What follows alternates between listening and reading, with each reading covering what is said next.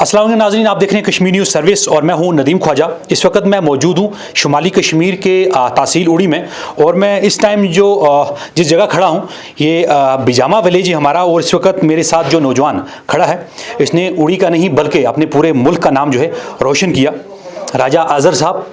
ये हमारे ऐसे नौजवान हैं जिन्होंने जो है UPSC का एग्ज़ाम जो है वो क्रैक किया, पहले नौजवान उड़ी के जो हैं जिन्होंने ये एग्ज़ाम जो है क्रैक किया। मज़ीद इनसे जानेंगे कि कैसी रही इनकी ये जर्नी, स्टडी के हवाले से भी इनसे सवालात करेंगे। अज़हर साहब, मुझे बताइएगा क्या शेड्यूल था आपका पढ़ने का, किस तरीके की आपकी प्रिपरेशन रही और कौन सा अटैम्प्ट था ये आपका? सबसे पहले तो आपका शुक्रिया, आप यहाँ आए, आपने मुझसे बात करी। शेड्यूल की बात करूँ तो मैं एक नाइट आउल हूँ, मुझे रात में पढ़ना ज़्यादा पसंद है। एंड शेड्यूल की बात करूँ तो वैसे ही दिन में मैं पढ़ाई करता था। कुछ सेट्स रखे थे मैंने, 2 घंटे का सेट एंड देन उसके बाद 1 घंटे का ब्रेक, क्योंकि मुझे लगता है ब्रेक बहुत ज़्यादा इंपॉर्टेंट है।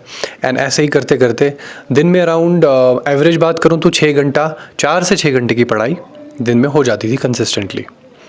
और स्ट्रैटेजी की बात करूं तो स्ट्रैटेजी कोई बहुत ज़्यादा कॉम्प्लेक्स नहीं थी, बहुत सिंपल स्ट्रैटेजी थी। उसमें मैंने अपने जो भी मेरे स्टैंडर्ड सब्जेक्ट्स थे वो पढ़े और उन सब्जेक्ट्स को छोटे छोटे टारगेट्स में डिवाइड किया एंड ट्राई किया कि मैं उन टारगेट्स को इन टाइम कंप्लीट कर पाऊँ। रादर देन फोकसिंग ऑन कि मैं कितना टाइम दे रहा हूँ स्टडीज़ में, I am focused more on completing my targets.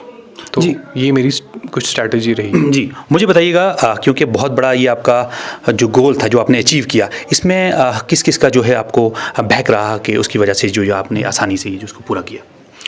Back तो बहुत लोगों का था, जो भी वेल विशर्स हैं, जो भी रिलेटिव्स हैं, लाइक मैं फैमिली मेम्बर्स की बात करूं या मेरे फ्रेंड्स की बात करूं, मेरे मेंटर्स की बात करूं, तो बहुत लोग हैं जिनने बैक किया।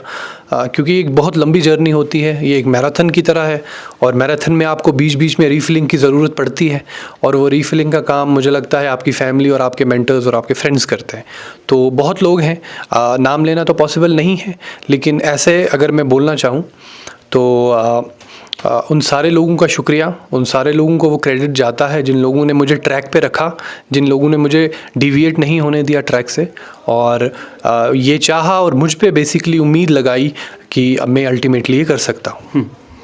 मुझे ये बताइएगा क्योंकि बहुत सारी चीज़ें जो हमने सुनी कि आपको जो है इसमें ST2 का भी कोई बेनिफिट मिला और जहाँ तक हमने इसको वेरीफाई किया हमें लगा कि वो 2023 में ऐसा कुछ था नहीं जब आपने प्रीलिम्स किया।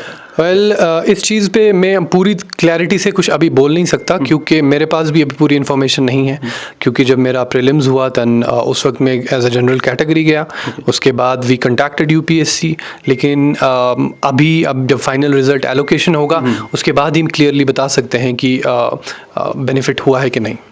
उड़ी के नौजवानों के लिए आपका कोई मैसेज, क्योंकि मैक्सिमम हमारे नौजवान जो हैं वो अभी प्रिपरेशन कर रहे हैं, उनके लिए क्या कुछ मैसेज रहेगा आपका? देखिए, मेरा मैसेज मैंने पुराने इंटरव्यूज़ में भी कहा, मेरा मैसेज सिर्फ एक ही है, अपनी प्रिपरेशन के साथ अपनी मेंटल हेल्थ का बहुत ज़्यादा ख्याल रखें। क्योंकि मुझे लगता है आज के टाइम में आपकी फैमिली सबसे आपके ज़्यादा करीब होती है, लेकिन आज के टाइम में वो दूरियां बहुत बढ़ चुकी हैं। जो हम यंगस्टर्स हैं, जो यंगर जनरेशन है, वो बहुत ज़्यादा अपनी फैमिली से अपनी बातें शेयर नहीं करती। उसकी वजह से क्या होता है कि एक मेंटल प्रेशर बिल्डअप होता जाता है। आपको कहीं ना कहीं से कोई ना कोई आपको ऐसी जगह चाहिए जहाँ से आप वो सारा प्रेशर रिलीज़ कर पाएँ। तो मुझे लगता है अपनी मेंटल हेल्थ पे फोकस करें, कोई ऐसा फ्रेंड, कोई ऐसा मेंटोर रखें जिससे आप पूरी बातें शेयर करें और उनकी जो भी सजेशंस होंगी उनको फॉलो करें। इसकी वजह से क्या होगा कि आपका मेंटल हेल्थ सही रहेगा और साथ साथ में जब आपका मेंटल हेल्थ सही है, जब आपका ब्रेन सही है, आपका इंजन सही है, तो मुझे लगता है आपको प्रिपरेशन में भी बहुत ज़्यादा हेल्प होगी। एंड क्योंकि ये प्रिपरेशन बहुत लंबी है तो इस लंबी प्रिपरेशन का लंबी रेस का घोड़ा बनने के लिए आपने अपनी हेल्थ को भी साथ में लेके चलना है, अपनी मेंटल हेल्थ को भी लेके चलना है।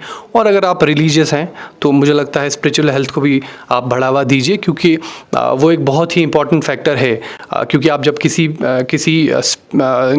सुपर नेचुरल बीइंग पे रिलाई करते हैं तो आपका बहुत प्रेशर रिलीज़ हो जाता है। सो आई थिंक मेडिटेशन आप कर सकते हैं, वो चीज़ें साथ में लेके चलिए एंड अल्टीमेटली मुझे लगता है आप बहुत जल्दी अपने गोल को अचीव कर सकते हैं। बहुत बहुत शुक्रिया। ये थे हमारे साथ राजा अज़हर साहब जिन्होंने जो है UPSC का एग्ज़ाम जो है वो क्रैक किया और उड़ी का नाम जो है रोशन किया।